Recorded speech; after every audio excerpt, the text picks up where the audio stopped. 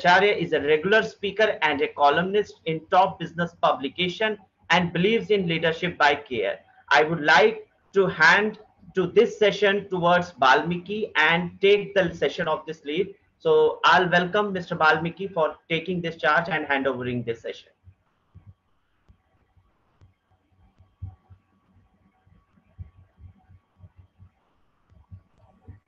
Thank you so much, Ashish. Do I have the host rights? Already giving it. You can share a PPT, sir. I can share my PPT.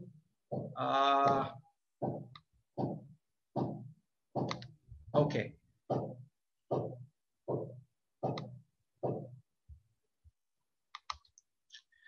Okay, warm welcome to everybody. Very good evening. Can everybody see this? Okay, my name is Baalmiki Bhattacharya, and on behalf of DigitalHR, which is the event company which is doing this for us, we from GrowthSqapes welcome you to this EI Leadership Roundtable 2021, Getting the Care Back in Leadership. As I said ahead, DigitalHR is the platform, and we would like to thank them at the very outset for giving us this opportunity and conducting this event for us. I'll also take a couple of minutes to just introduce the panel. A very, very illustrious panel, I would say. We have, to begin with, we have Vivek Gupta with us. Vivek is the Regional Manager of Learning and Development Asia and the Head of Talent Management of India for Rentokil Initial. I would also like to tell you at this point of time that we had Anand Indulkar as one of our speakers, and Anand was the first one who had agreed that he would be a speaker. But unfortunately, yesterday evening, Anand gave us a call and told us both his parents, and both of them are above 80 years of age, have been diagnosed with COVID. So he had to rush back to his hometown. Unfortunately, both the parents have also got admitted in hospital. So our thoughts and prayers for Anand's family and his parents. But yeah, thankfully, Vivek, who is also an accomplished speaker, gave us his time. So Vivek, thank you once again. We have Carmistha Mitra. Carmistha is the Senior Vice President HR and the Chief Learning Officer of Axis Bank. She has been a speaker for a long time and one of the noted speakers in terms of emotional intelligence, considered as one of the authorities also in this field. She has recently also won the Chief Learning Officer of the Year award from Business World. So Carmistha, I welcome you as well. Then we have Sanjeev Dixit. Sanjeev is the Global President and the Human Capital Management Head of Cadila Pharmaceutical. Sanjeev also is a voracious reader as well as a speaker, and he has himself authored a book by the name of Plan C. He also brings a lot of experience to this panel and is a strong believer of how human beings can be used to transform organizations. And joining in from all the way from Portugal, we have Dr. Pete Harpum. Pete happens to be one of our partners who looks after the Europe business. So he's the Europe partner at GrowthSqapes. Pete has got years of experience both in academics as well as in industry. He is a noted consultant in the area of EPC consulting, and he also has been a professor and is currently also a professor in some leading business schools in the United Kingdom. So that's about the panel. And the reason why we thought that we will have this is because the last year has been very, very challenging, bit of an extraordinary time that all of us have had in the aftermath and in the awake of COVID rather. So what we thought as an objective of this particular session is, let's try and find out, let's get evidences, let's get experience from our panelists, and let's also ask people as to why they think that it is important for us, more so at this point of time, to get the care back in leadership. And before I do that, I would just like to do a bit of context setting before I open the discussion to the panel. So since the time Daniel Goleman has been writing about emotional intelligence, and prior to that also when Maya and I am just forgetting the second name, when Maya and Peter Salovey propounded the concept, and then later Daniel Goleman popularized it. There has been enough validation about the importance of emotional intelligence. Let me give you some evidence regarding that. Right? Let's look at some contemporary validation. If you look at what World Economic Forum says, in 2015, in the Future of Jobs report, emotional intelligence as a competency in leadership, it does not exist. But if you see in 2015, in 2020, if you see, we see emotional intelligence featuring there. At the same time, let's look at another contemporary validation. Korn Ferry recently launched its own leadership framework, and they spoke about the fact that the 5 dimensions of leadership is something which is very, very crucial for today's leaders. And they talk about partner, they talk about trust. So as far as contemporary validation is concerned, that is there. If you look at academic and historical validation, and many of us may not be knowing this as well, Harvard Business School Online talks about the fact that emotional intelligence accounts for 90% of what sets high-performing leaders apart from peers with similar technical skills and knowledge. This is the validation from Harvard Business School. And let's look at some historical validation. We need not go very far away, but our own Bhagavad Gita talks about emotional intelligence in its teachings via the Upanishads. Now, what we did was, we kept this in mind. We also did an empirical study in India. And what was the study? Well, this study is something that we commissioned sometime towards the third quarter of 2020, where we also hired an agency. When we say we as an organization hired an agency to do a research so that we would be able to publish a white paper on emotional intelligence.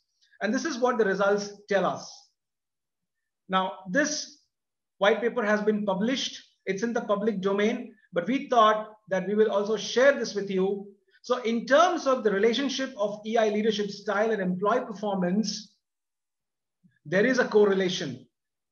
So if you look at the F value, it's 0.690. And also in terms of relationship of EI leadership style and organizational performance, the F value came at 1.379. And the sample size was across India close to 500, done by one of the reputed market research companies.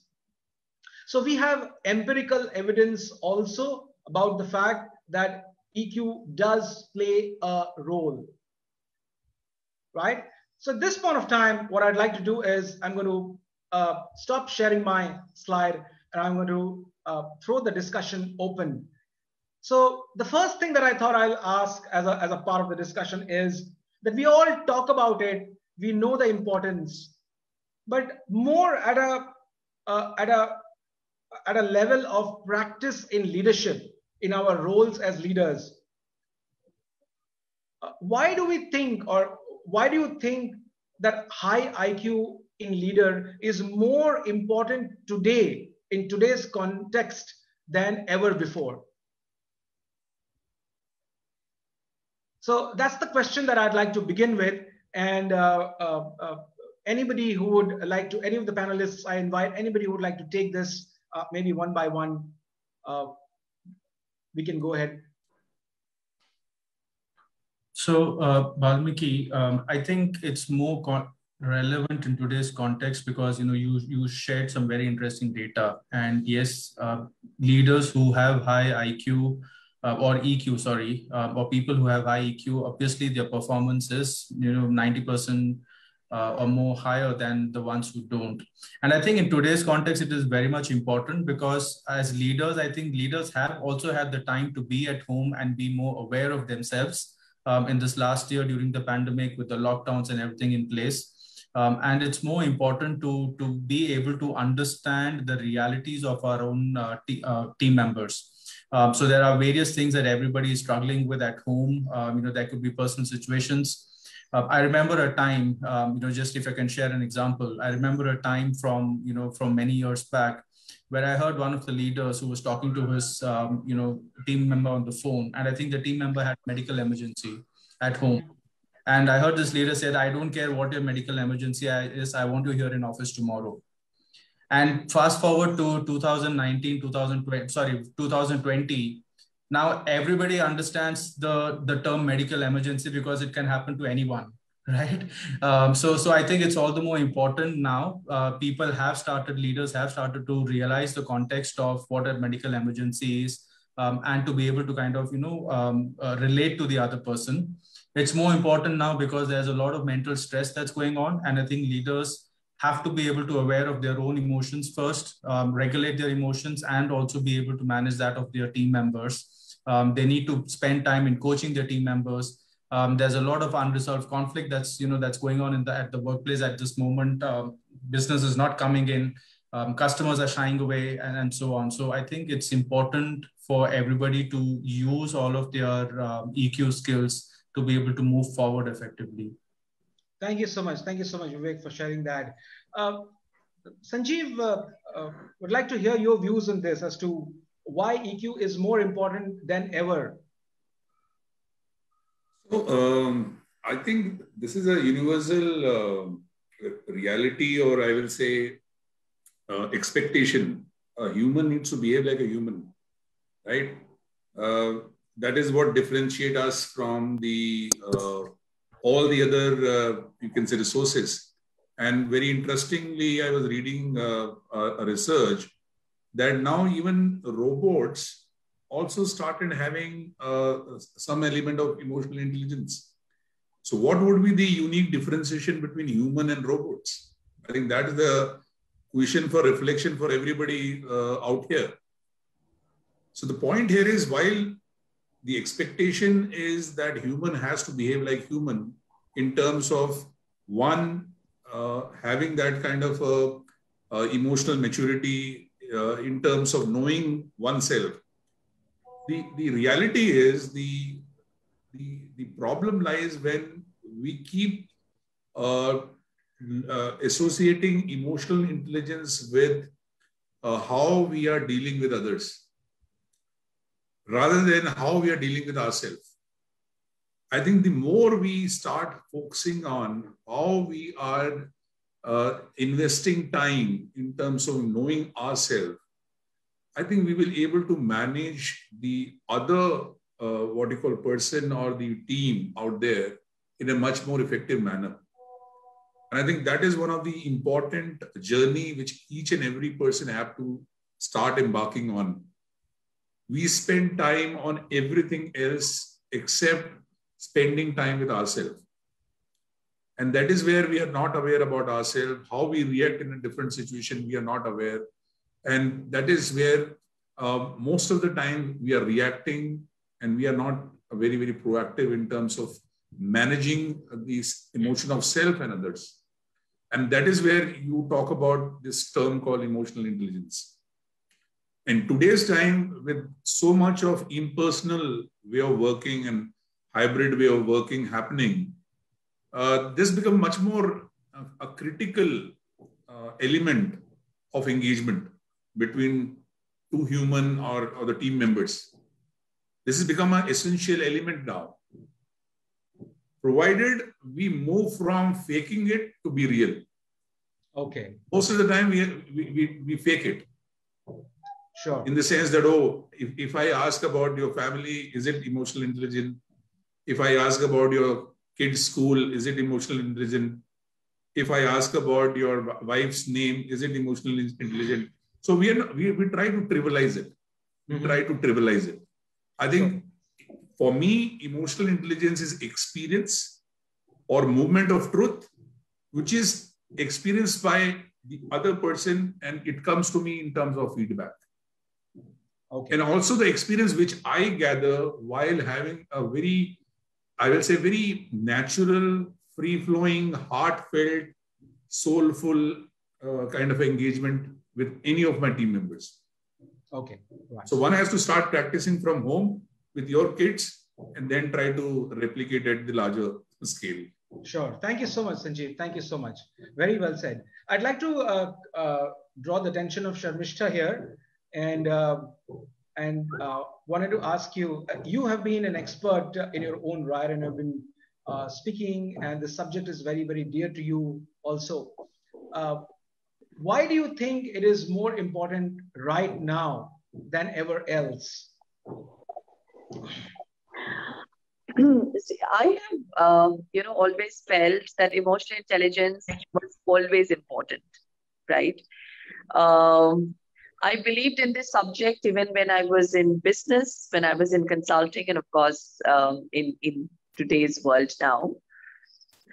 I think what changed, Baalmiki, is that I think people's awareness have become much more heightened when it comes to emotional intelligence. But why did I always prefer, emotional intelligence as something that is for leaders? Because at the bedrock of emotional intelligence is empathy, right? And empathy actually happens through a process. It just doesn't happen because you or I want to be or wish to be empathetic. It comes to a process of listening. It comes to a process of wishing to listen more. It comes to a process of curiosity to really know the other person and what his or her, who he or she is. And emotional, and once you go to that process, the toughest part of empathy, however, is to really be able to first open up our own heart and mind and share and my vulnerabilities, right? So empathy typically comes through these three processes of always, asking, questions, listening in, and also very importantly, share your vulnerability. Then empathy happens. And emotional intelligence, I think empathy is really, really the bedrock. And in today's world, since you asked, what all of us just shared as fellow panelists, it just tells you why is this important. The other reason I liked emotional intelligence always is because I felt that collaboration, it is a very important, driver for change, because change has always been there in our lives. And when it's the starting point is empathy, and then the next thing that you get is really collaboration, and then you get really great business performance, family performance, individual performances, or relationships, whatever way you call it. And without relationships, the world is nothing, isn't it? So, yeah, so that's my take on the, importance of emotional intelligence always. And I think we all are feeling now the pressure that of collaboration to run our organizations well. We are missing we are strengthening relationships at home, which is looking inward, and we are amazingly unleashing the power of it to our own potential or infinite possibilities. And also, when we are not being able to connect so much with people around us, like today we announced lockdown again in Bombay, and we're saying we are not going to go to office. And we are going to work from home while we were going for 2 days a week. Suddenly you feel, those 2 days connect was so good. So I think it's a very basic, innate human, and that's why we are human beings. We are humane. So I've always believed to be like a human being, emotional intelligence is important. But maybe the world needed a corona to really appreciate all of these things. Truly, the virus has taught us some good lessons in life, Carmistha. Yeah. Right? Yeah. The most important one being that you need to first be humane and before being a human being. So I think that's one message that we would like to take from the virus. Okay, Pete, can we hear from you? Of course, diverse experience, both in the United Kingdom as well as in the United States. What's your view? And you having worked in both academics as well as industry, multiple projects. So what's your view? Thanks, Baalmiki. I think you need to add Europe, all over Europe and the Middle East to the list of locations. I mean, the only place I haven't, well, in fact, I did work in China in my 20s, so I think I've worked on all the continents. And you know, could you be please louder, please, Pete? A little louder. Sorry. I think the reality is that, as Carmistha and Sanjeev have both alluded to, is that actually nothing really has changed in terms of people. You know, our humanness and our human characteristics are just as they were. And I think the Industrial Revolution and the way of work is what we have encountered. And we haven't always encountered it very well because we weren't designed to work in the way that industry wants us to work. And so as humans, we've responded to that, not very effectively at times. So I completely agree. It's this need and in fact, inherent capability for emotional intelligence has always been there. We've always had it. And what happens in academia is people do some research and they find something that has always been there and then they name it. And in this case, it was named as emotional intelligence. And usefully, because it's helping us to understand and has helped us since about 2000 to understand what we need to do to be better in large organizations. They're very mechanistic. I think this idea of robots is also very interesting because that actually mechanizes industry even more. And so what I've seen is that you talked about Bhagavad Gita and I wrote down Zen. And in Zen, one of the ideas is that the well-versed Zen person can respond to an environmental stimulus without having to think about it. They just already have the answer. And I think this is what Sanjeev and Vivek have been pointing at, that actually we usually know how to respond if only we can access it. And the world has got in the way. The world of work has got in the way of us being able to access what is the good and correct response. And so I think there's something really interesting here. And I've seen it, across the continents in different sectors, in pharmaceuticals, in oil and gas, in EPC projects. Where I have seen very little of it is in construction. And construction is terrible for emotional intelligence. But in all those other places, where people automatically respond, you don't see them thinking for 5 seconds, oh, how should I behave now? They automatically know how to behave.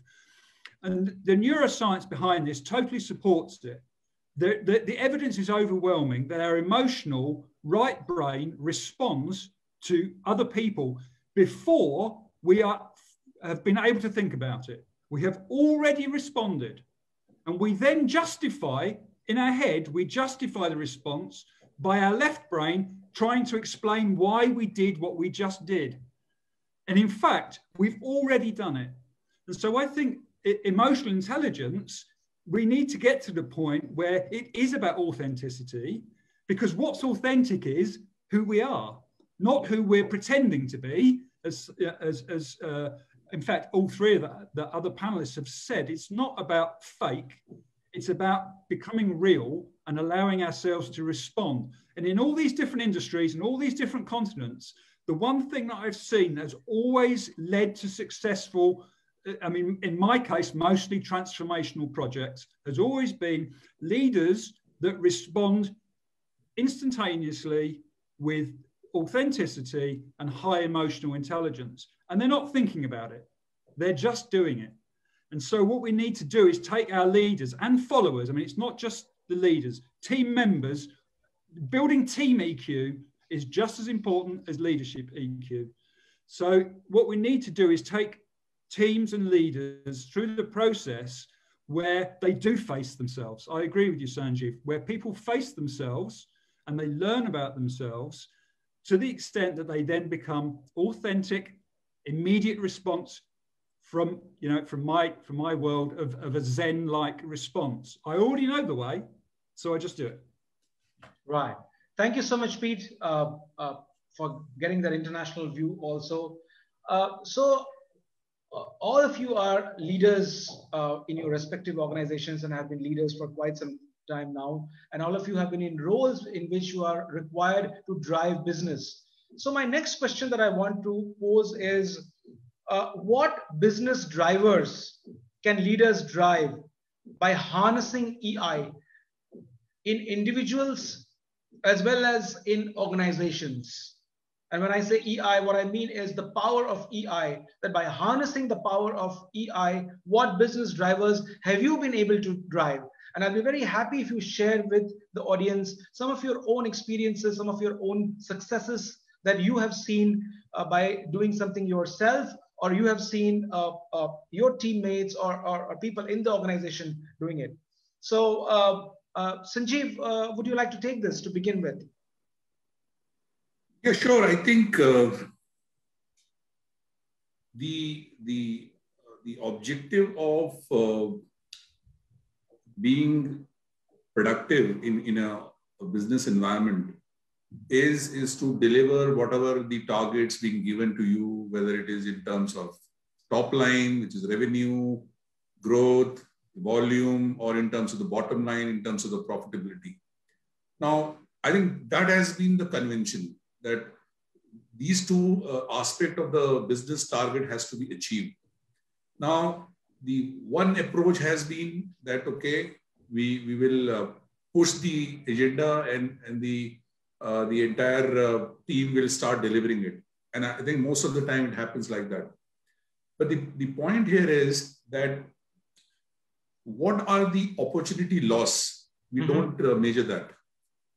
In a more emotionally, I will say, mature environment, and again coming to the environment, my experience has been when you start with this philosophy that whatever is good for you is good for others, and whatever is not good for you is not good for others. I think that philosophy start creating an environment which inspire passion. Wonderful. Which inspire commitment. Now, passion and commitment immediately enhance your discretionary performance, right? Because if you apply this entire philosophy on yourself, your discretionary performance will improve, and that will impact the top line, it will impact the bottom line. And I've seen for my team, I've seen for the larger organization, wherever the so-called manager has matured to a leader by role modeling behavior with the philosophy which I just mentioned of whatever is good for you is good for others, and whatever is not good for you is not good for others. The entire environment and ecosystem of that team, that particular organization, that particular enterprise has changed. And I've coined a term for this, and I call it middle line. Okay. So if your middle line is good and healthy, your top line and your bottom line will be achieved, not vice versa. Okay. And what is middle line? The middle line is your, as I said, your emotional intelligence, your emotional maturity, your belief system of being human, your belief system that every human needs recognition. Every human needs the what you call idea of listening. Every human has the need to achieve every day. And if that needs is fed, obviously the what you call semantics of achieving the top line and bottom line is automatically taken care of. Okay. Okay. So that's like what you're saying is if you take care of the middle line, that will take care of the top line as well as the bottom line. And I would say that's really being so authentic, right? Absolutely. Emotional intelligence is also about being so authentic. Authentic, caring, compassionate. I think these are some of the key, attributes of an emotionally matured leader. Okay, great. Thank you so much, Sanjeev. Sharmishta, you had a very large organization where the number of people who work there they run in several thousands. So what do you think? What do you have to say? What does your experience say? And of course, you've got multiple industry experience as well as domain of consulting as well as corporate. So what business drivers do you think you have been able to drive, or you have seen people being able to drive by harnessing EI? I thought, Sanjeev just said it so beautifully. And I think I'm just wondering what to add after what Sanjeev has said. I really loved it, the middle line, and his own twist of what you do unto yourself, to others do unto yourself, and that put it very simply. So I would tend to agree with Sanjeev. In my view, organizations where people, empowerment is a very important outcome of emotional intelligent leaders, because there is a sense of security they operate from, right? And which brings in the element of purpose, compassion, which Sanjeev also talked about. So I have generally seen organizations where, and I've seen both kinds of leaders in the same organizations.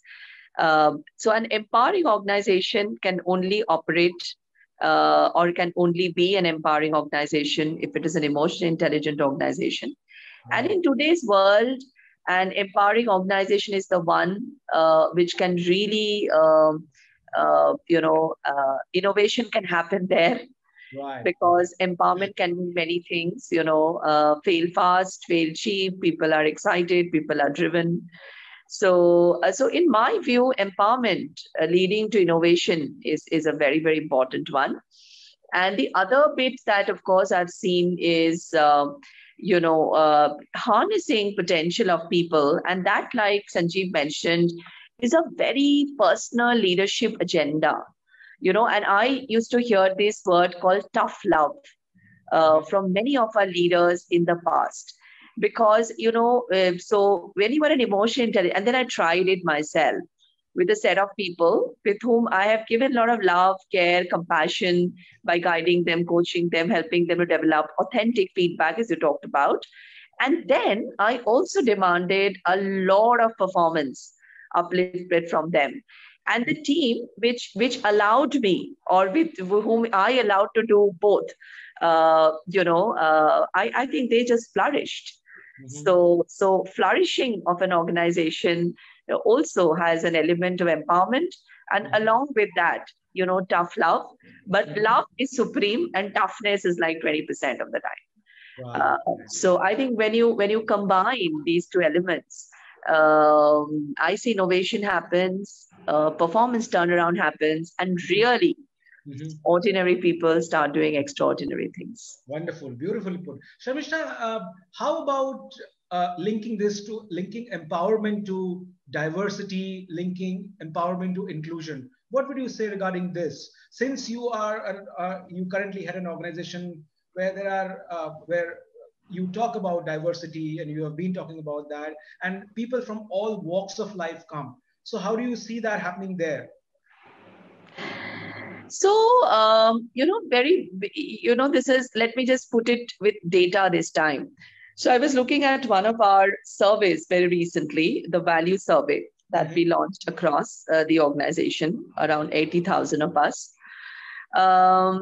Two things happened. One is our scores on pride and advocacy moved up like by 15-18% from 72 to close to 88, 89 right now in the pandemic time, right? That's one part of the data.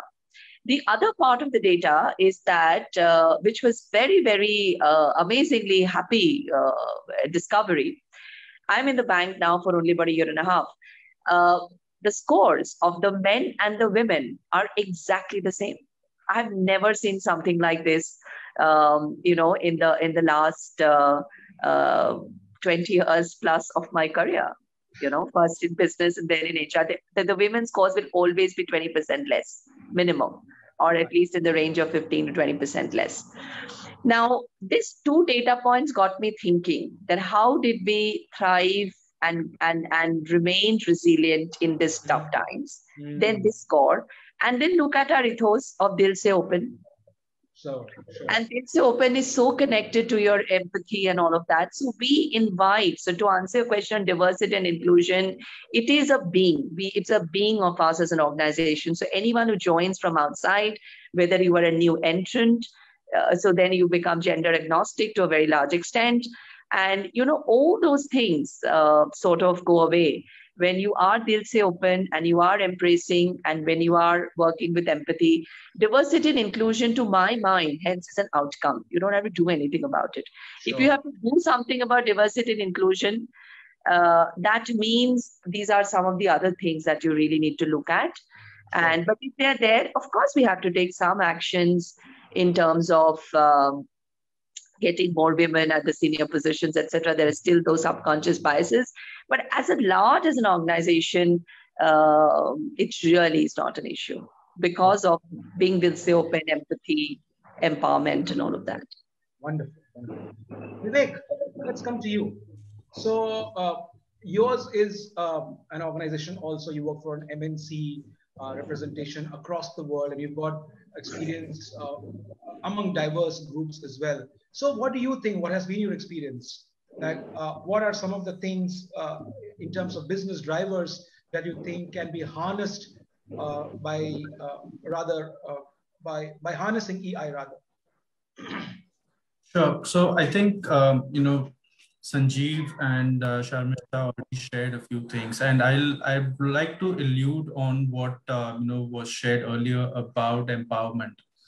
What we have seen in our organization across the globe is that where empowerment is combined with accountability, been able to show fabulous results.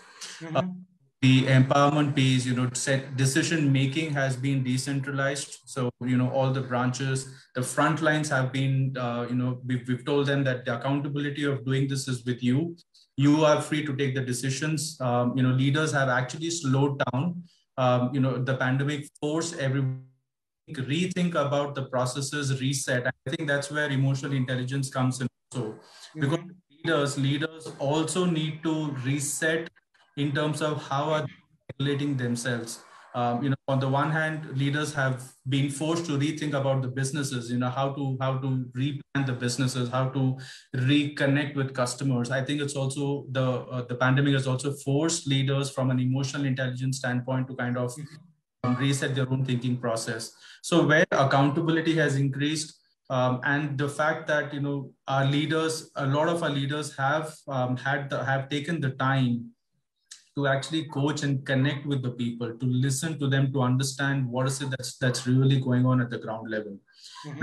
Sitting 30,000 feet up in the air and directing things, just changing the mindset to the think, feel, do has actually helped create a change for us. We moved away from telling people what to do to thinking about if I want somebody to do something, what is it that I want them to think, what is it that I want them to feel, and actually what do I want them to do about it. So I think it all comes down to the accountability.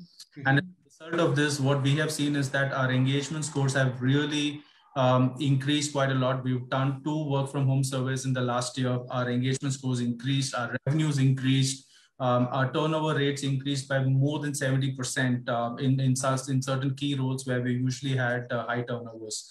So it comes down to being authentic, like everybody said.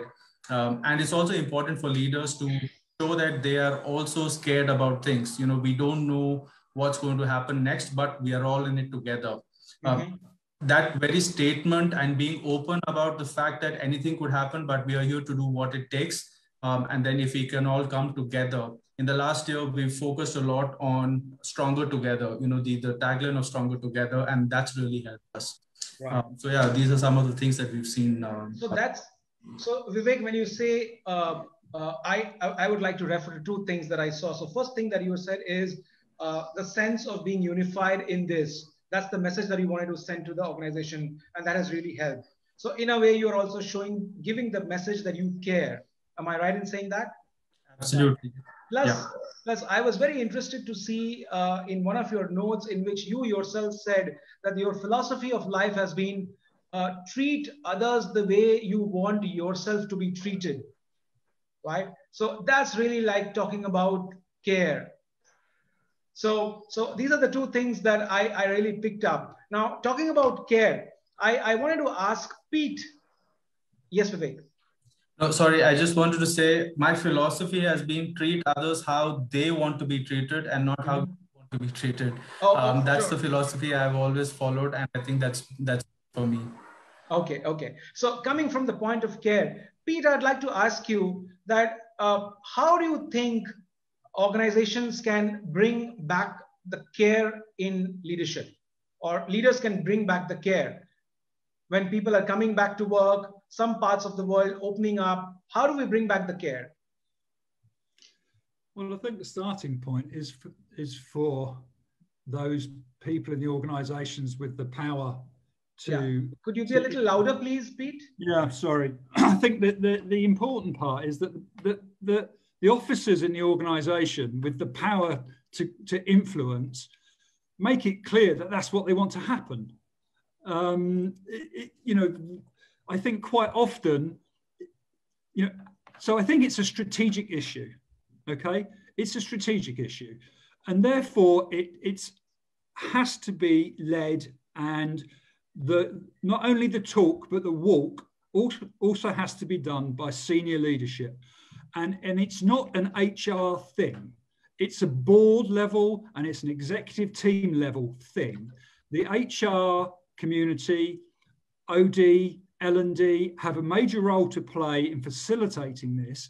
But if the heads of operations, sales, marketing, research and development, you name it, if they are not acting in the way of espousing care for each other, then no one else will. Then I think, so firstly, it's strategic. Senior people have to say it and they have to start acting in that way. And if necessary, they need to take training if that's what's needed. And here I think HR has a very big responsibility, actually, to call it out in the executive team. It's no good sitting back and saying, well, you know, we're HR and it's not our job to tell the executive team what to do. Yes, it is. And I think that's a really important role there for HR. And then I think there has to be a recognition, something that I said earlier, that team emotional intelligence is vital. You know, this isn't an airy-fairy idea that's rooted in unproven psychodynamics or psychotherapy. Team emotional intelligence is proven. It's seen, there is evidence for it. So that, I think, is something that organizations should focus on practically. And I would say that the places to look for after the executive team are the parts of the business that we need to generate value quickly, wherever that is. If we're in pharmaceuticals, maybe it's in the R&D department, maybe. If we're in an operations-led organization, maybe it's in logistics or in the client-facing community. But we need to find those parts of the organization that need to perform at the highest level as quickly as possible and work with them and build emotional intelligence in those teams so that we can start to generate a quick return on strategic achievement. And then once we've got that engine going towards, you know, we're meeting the primary drivers of business value creation, leading to strategic objectives, then we can start to think about what other parts of the business do we need to bring along as well. And it probably moves outwards from those central groups, however many there are, and we start to support them afterwards. So that, I think, is the way that we need to bring it. But number one, senior leadership have got to say it, and they've got to mean it, and they've got to actually behave it, not just say it. And I'm sorry, too many executive teams that I've worked with, they like talking, but when it comes to actually behaving, they're not so good at it. And HR needs to call this out. Mm-hmm. Okay. Sanjeev, what's your view as to what can organizations, leaders do to bring the care back to leadership? More so post this pandemic, when we are seeing people coming back. What has been your experience? What would you say? So, as Pete is mentioning, the point needs to be deliberated is do we need care? Is it a negotiable or a non-negotiable need of the organization? I think these are very, very simple but very important question to be pondered upon and deliberated upon.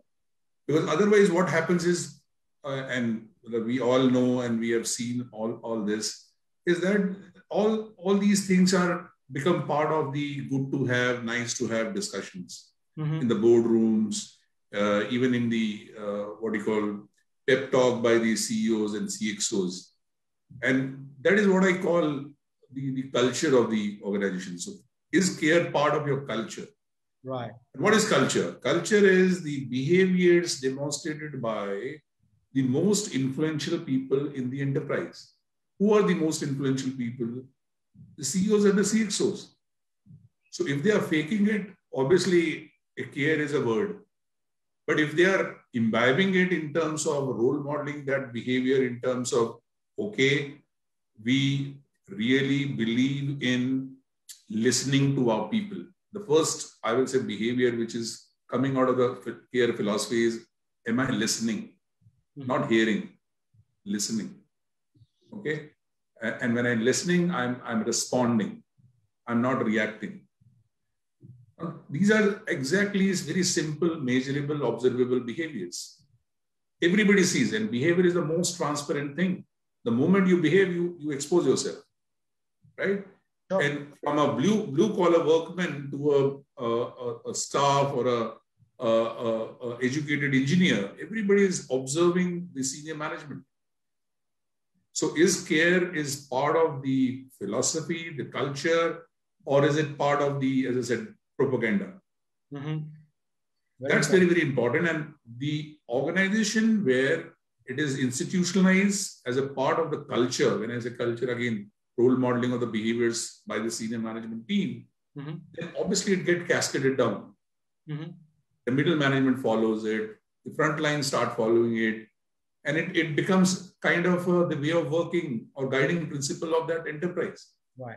Even if you take an example of home, sure. A father and mother keep talking about care and they are not listening to their kids. What kind of care we are talking about?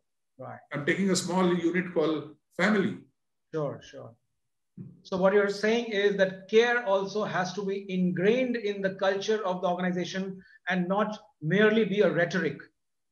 Absolutely, because all the things, other things are semantics. These are all brainchild of all these, what you call, so-called over-intelligent management people that we keep coming out with terms, emotionally intelligent, then you will have emotionally hyper-intelligent, I don't know. These are all terms, semantics. I think we have to move away from the semantics. Care is an experience. Sure, wonderful. Right. Care is an experience. It's a moment of truth. Right, right. You ask even an illiterate guy in the shop floor, do you feel cared? He will tell you the meaning of care. Right, right. You don't need all these fad from any management, what do you call, books or symposiums and seminars. Sure. Thank you so much, Sanjeev. I'd just like to extend the conversation and ask Carmistha. Carmistha, what do you think? At what level does emotional intelligence and mindfulness embrace each other?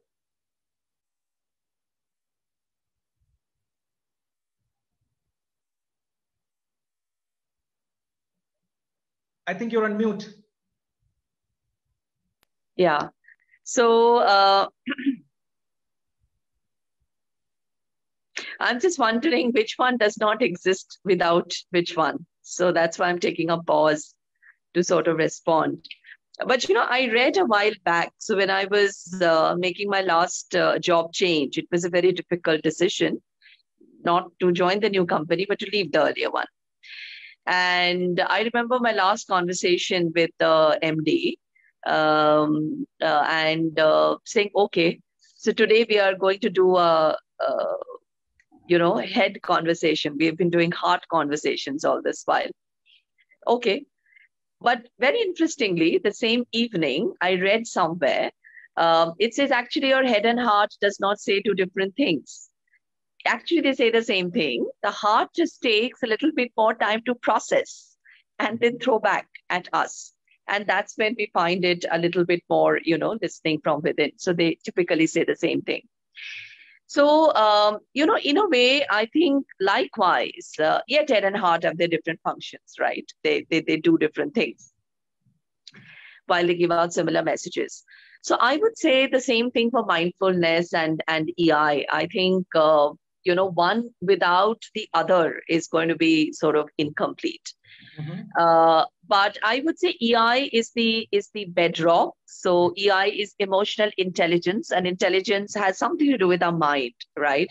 And maybe that's why Sanjeev's feeling. He's saying, "Choro emotional, and let's talk about care," because care really comes from the heart, and emotional intelligence by definition is a little bit more, mind thing. Right. So I would say, mindfulness, while it uses the word mind, is actually opening up our hearts, mm-hmm. right?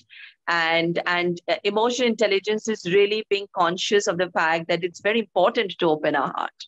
Mm-hmm. So I would to put it very simply, I would put it like that. So they are interconnected. Mm-hmm. As human beings, we are in Kali Yuga. So while we are born to be humane, we have to remind ourselves that we have to be humane at the core. And that's where emotional intelligence plays a role, to become conscious and aware and the impact of that, even in a left-brained way, in the organization's performance, delivery, innovation, all of that put together, which we've talked about. Mm-hmm. Mindfulness is really where you can multiply the growth of an organization. Because mindfulness can help you, because it's connecting hearts. So from the heart, you can connect to multiple people. From the head, you can connect to very few, right? So mindfulness, if you bring into the existence of an organization's psyche, I think it will help you to immediately multiply your message without even saying it to thousands and whatever is the number of people. And I'm seeing that in our bank. I mean, we have brought into 80,000 of our people, and every time I bring this to a pocket, they just thank us. Mm-hmm. I've got 20,000 people joining the organization induction, and I do a mindfulness session. Mm-hmm. And when I go to take feedback, and each of these sessions would have typically 150 people. We are doing it online. It's become our flagship stuff, the way we manage it. Mm-hmm. Every time they talk about the Stay Positive initiative, which is actually a mindfulness initiative, and say, thank us, mm-hmm. saying, without this, where will my confidence come from? Where will my resilience come from? Where mm-hmm. will my self-belief come from? So it is so important for every individual's feeling good about themselves. And imagine when each one of us start feeling good about ourselves, the leader's job has generally become easy. True. Absolutely. Right? Even if as a leader, you are a human being, right? Some days you will do things which is not exactly copyable, which is not exactly correct, but others will accept you. So mindfulness gives you acceptance. Mindfulness gives you connecting to millions of people with your energy.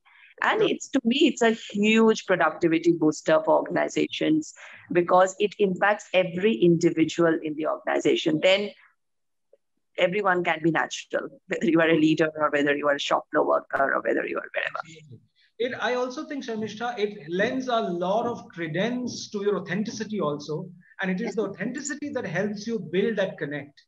Yeah. Right? And that's how innovation, creativity, all of these things flow. Yes. Carmistha, I have a question, and I'll take this question. It's a question that has come from the bank only.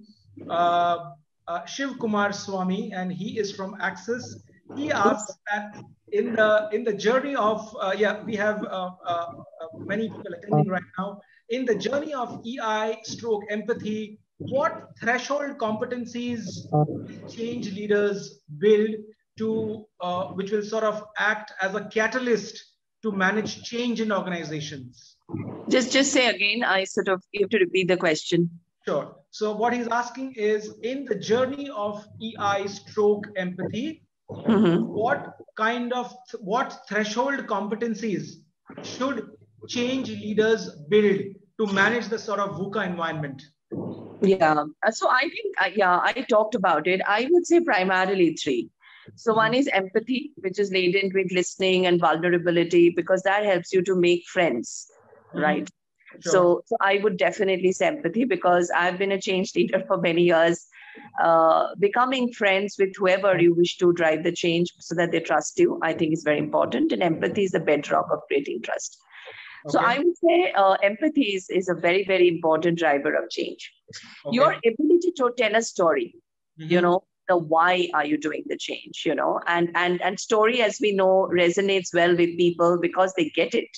You know, a story is not about you. A story is for everyone, right?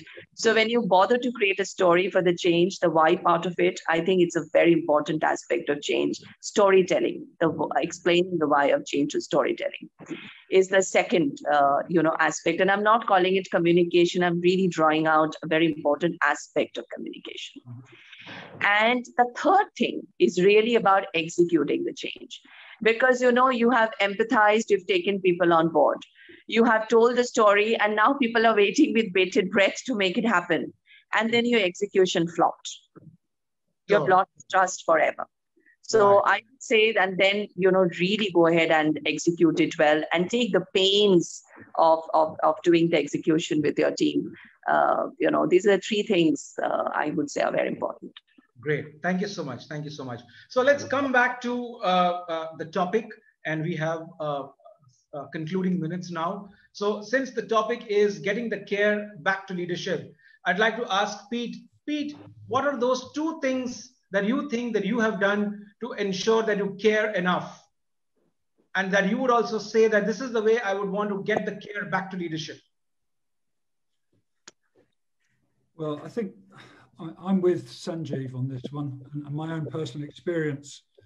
I resonated very strongly when he said we need to spend time with ourselves, and that's the first thing actually that I did.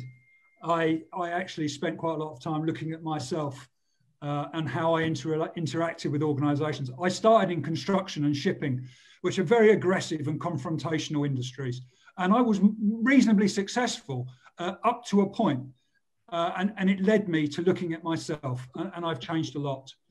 And the second thing has been to learn actually to default to a coaching style of leadership.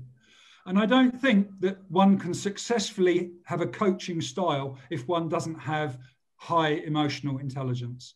So I would say those two things. Okay, thank you so much, Pete. Sanjeev, I'll come to you now. What are those two things that you would say would bring the care back to leadership? I think I have mentioned in my previous, references as well. Number one is listening and not hearing. I think we need a very, very distinctive difference between both. And second is not reacting, but responding. Okay. So these are the two behaviors, simple, very, very visible, measurable. And if we are consistently going to do this, I think automatically I've seen people start giving you the feedback that, yes, I am getting that sense of care from you because you listen and you respond. Okay, right. Thank you so much, Sanjeev. Vivek, two things that you would say, concluding thoughts. For me, I think it would be first and foremost is to be very open and transparent. So regardless of how things are going as leaders, it's important to be open and transparent with all of our team members, with our employees at large. And I think that itself is care. So rather than hiding things, we need to be very open about things. The second I would say is, I'm a coach myself. So obviously, I'm biased towards coaching. So I think leaders have to invest the time in coaching their people. Even if it's not formal, at least an informal coaching opportunity definitely helps. Being very open with them, sharing feedback.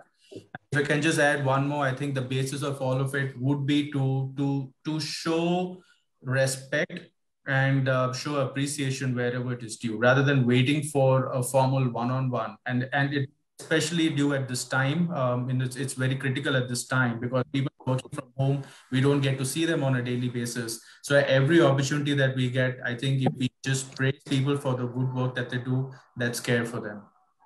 Wow. Thank you so much, Vivek. Thank you so much. Sharmishta, last two words concluding. How do you think we can get the care back?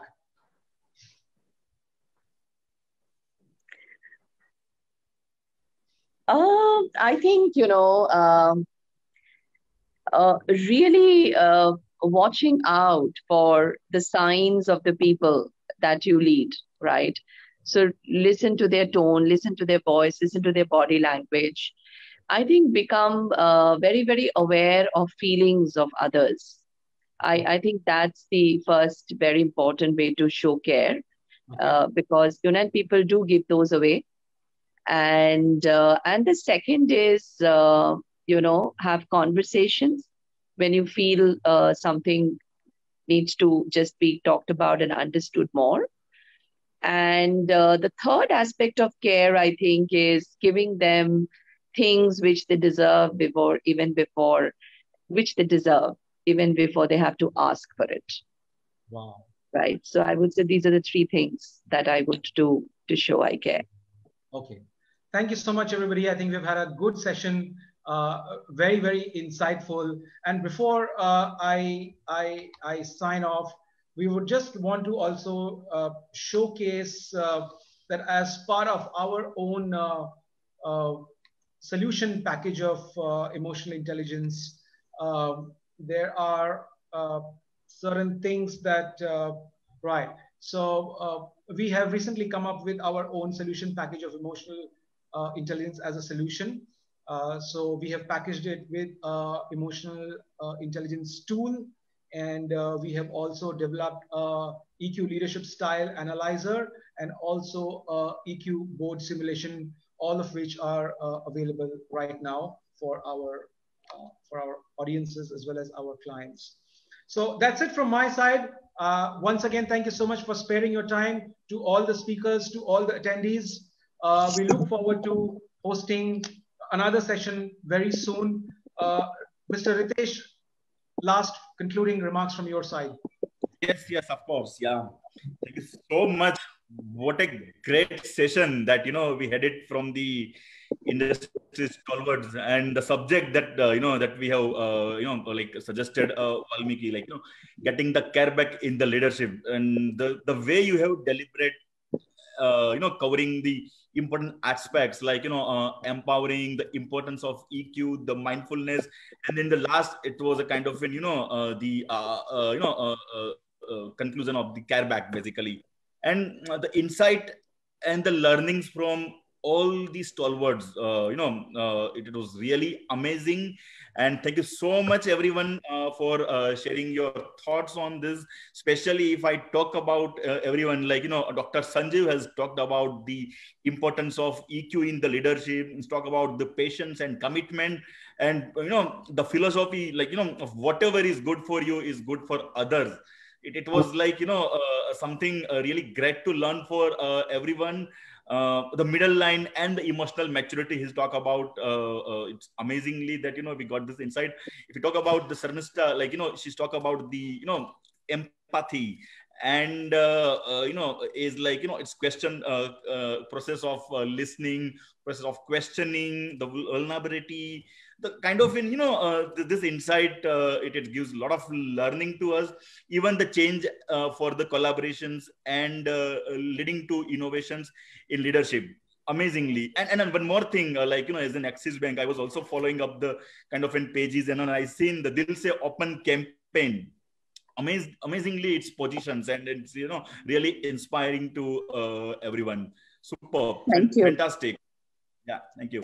And Mr. Vivek is talk about the, he started with that, a very small thing of that, that medical emergencies incidents, okay, with the leaders, and the kind of a sense of, what I can say, importance of the emotional intelligence that has been developed in the leadership team. And he talked about the sense of accountability, sense of unified for empowerment, and stronger together.